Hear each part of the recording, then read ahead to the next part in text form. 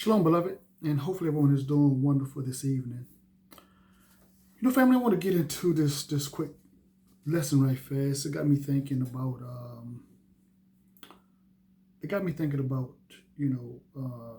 the state that we're in as a nation, as a people, and how we got here.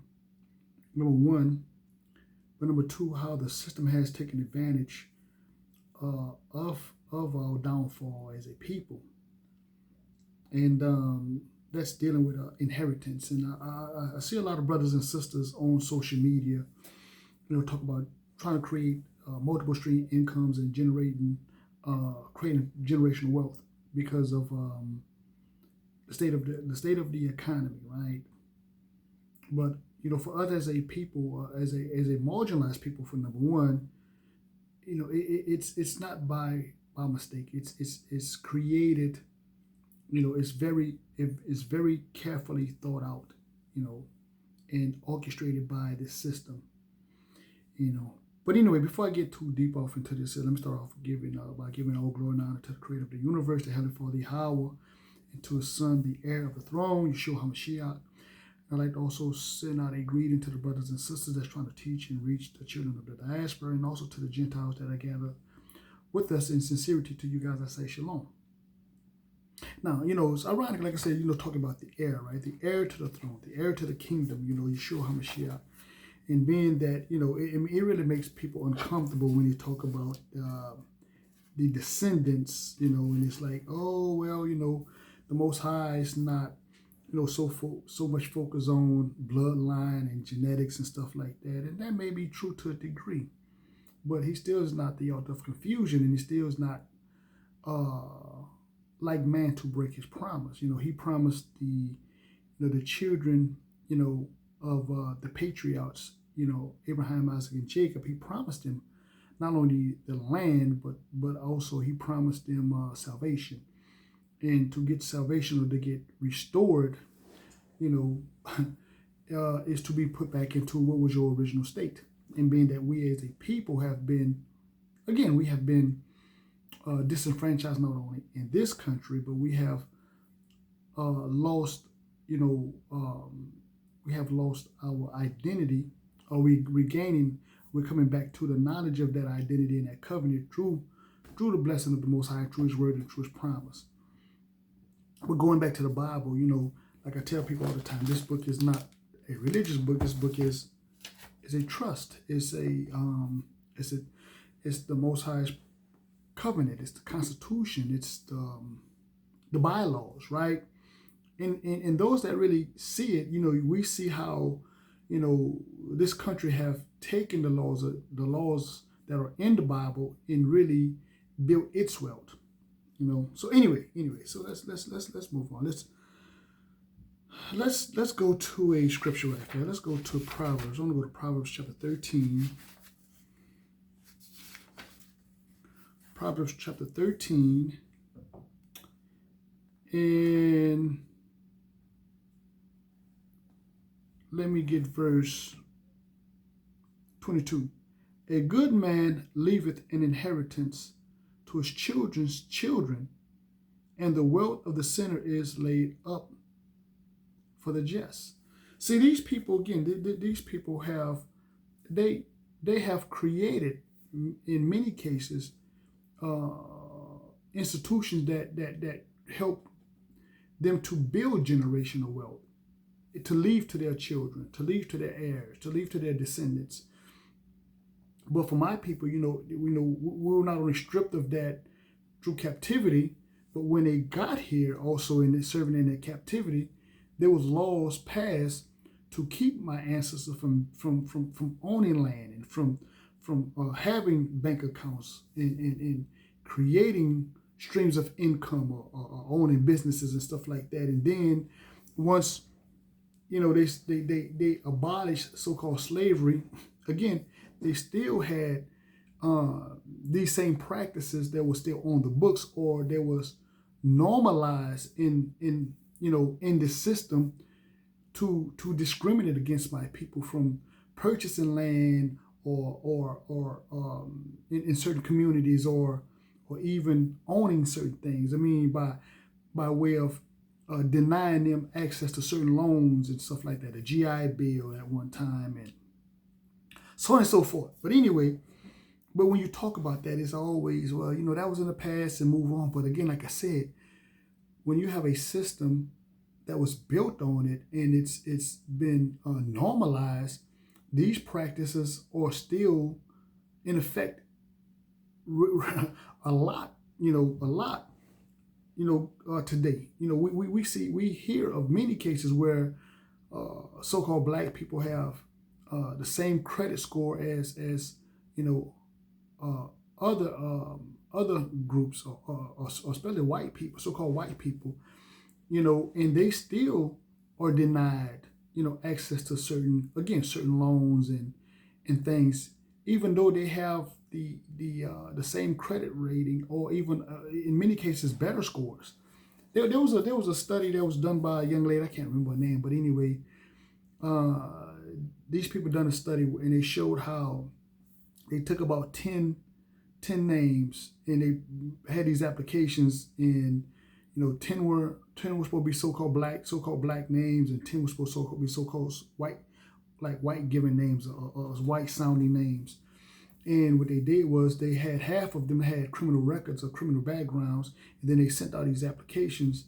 And when the study came back, it showed that the applicants that had white sounding names that even had criminal records, they were called back, at a higher rate, better than, higher than the so-called black sounding names that didn't have a criminal record. But when you bring up this data, you bring up this information, again, a lot of people don't want to hear it because it don't affect them. It don't affect them. So it's like, oh, just please move on, and, and you're dividing the country. But as long as we're talking about this and bringing awareness, it's a problem. But they don't have any problem with the institutions or the people that are doing it. They don't have no problem with that. But anyway, let's move forward. I want to go to the book of Numbers, chapter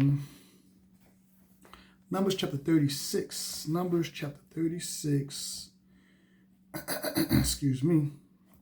Numbers chapter 36, and I want to get what verse I want to get. I'm going to start off at verse 7.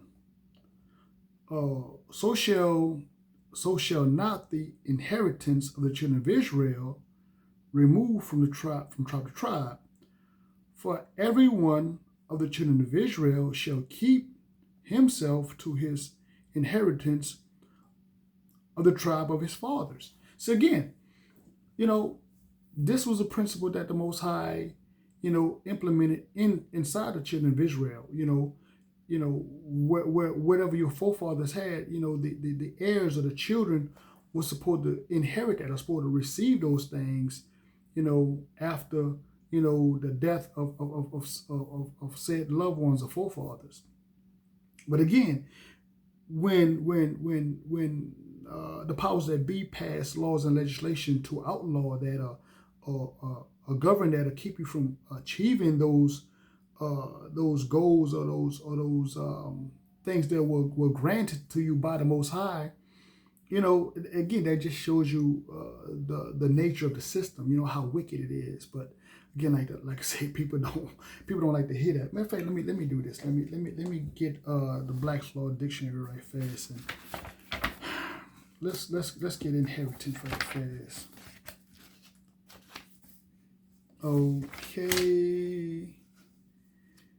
Okay, let's get inherit. Inherit, to take by inheritance, to take as heir on the death of ancestor, right?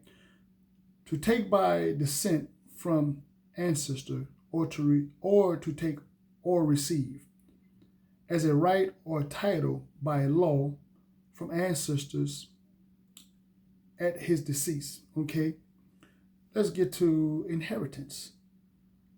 That which is inherited or to be inherited, property which descends to heir on the intestate debt of another, an estate or property which a man has by descent as an heir to another, or which he may transmit to another as his heir.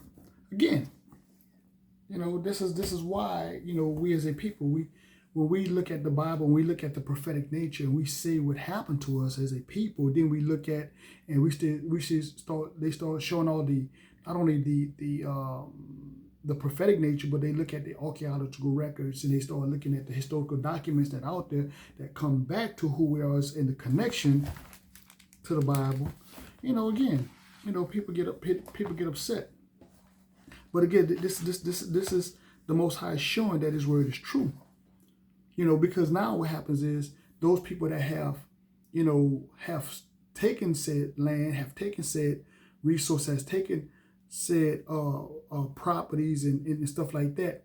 Now you're in possession of you're in possession of stolen goods, which is a whole nother discussion within itself.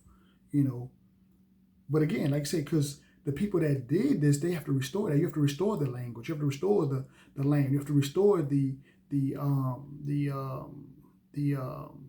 property and all the things that go with that. This is why when it's amazing to me when I hear my people talking about being redeemed. In order for you to be redeemed, you have to be restored, and we haven't been restored yet. This has to be fulfilled by the Most High. Again, it goes back to, again, like I said before, how can you talk about being restored and redeemed, and you don't redeemed if you haven't been restored, you haven't gotten the things that was taken and stripped away from you? But anyway, let's move forward, family. Let's get another one or two scriptures. Again, I just want to make this quick lesson right fast. Let's go to Ezekiel 36, and let's get Ezekiel 36, and let's get verse 28. And ye shall dwell in the land that I give to you, to your fathers, and ye shall be my people, and I will be your God, your Elohim. And again, this is why I say what I say. The Most High is not a man that he will break his, that he shall lie. He will break his promise. He will break his covenant. And this is why it's important for us as a people to not only come back to the laws, statutes, and commandments of the Most High, so He can bless us, but also for the people that understand this, the Gentiles that are out there, they get this, they will receive a blessing. Again, bless those that bless Israel, the true Israel, not the lies and the deception that have been propped up by propaganda and government lies and deception. But again, it's weird because these people say it's like you want to believe in the Most High, but it's like, well, move on. That was way before my time. But again, this stuff happened way before my time as well. But how can you look at it from that perspective? Say, well, that had nothing to do with me. I wasn't born, but then we could say the same thing. You had nothing. We didn't know nothing about this, but guess what? But we still are affected by it. And in many cases, these people they benefit from the things and from those atrocities and stuff like that. But they cool with the benefits, but they don't want none of the responsibility. But anyway, family, like I said, I can go over more and more scriptures, family. But again, I wanted to do something real quick because again, it's odd, it's funny, how the same people, the same system, believe in creating millionaires and billionaires and leaving generational wealth. But then we start looking at what the word of the Most High say, and how things supposed to go when it comes down to us. People get really uncomfortable. People really get uncomfortable, and they want to change that. So anyway, family, I hope and pray that this word, this message, get us to be real serious about our covenant, our promise, for those that really starting to be aware of that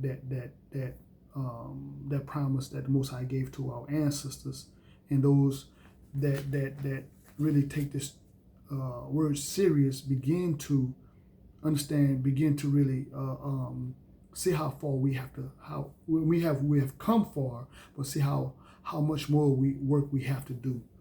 For those that are not seeing it, that's just where you're at. But with that being said, as usual, peace, love. Shalom.